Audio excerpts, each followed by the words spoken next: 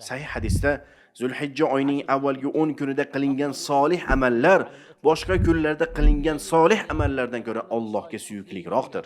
Bu gapni eshitgan sahobalar: "Ya Rasululloh, Alloh yo'lidagi jihoddan ham suyuklimi?" deb so'rashdi. Shunda Rasululloh sallallohu alayhi va sallam: "Alloh yo'lidagi jihoddan ham suyukli. Faqatgina bir kishi Alloh yo'lida moli va joni bilan chiqib, bularning birortasi bilan qaytmagan bo'lsa" deb aytdilar. Bu 10 kunda qanday amallar qilish mumkin? Ha, boshqa vaqtlarda bo'lgani kabi nafl ibodatlarni qilish. Lekin bu 10 kunda boshqa vaqtlarda qilinmaydigan amallar ham bor. Birinchi haj amali.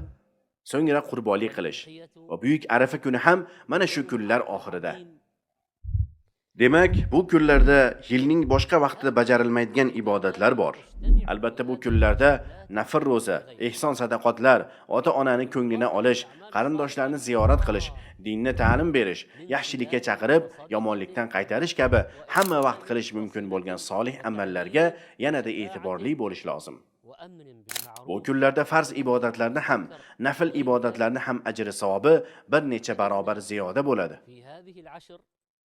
Shuning uchun nafl roza tutishga, Qur'onni o'qib o'rganishga va zikr duolarga ko'p e'tiborli bo'lish kerak.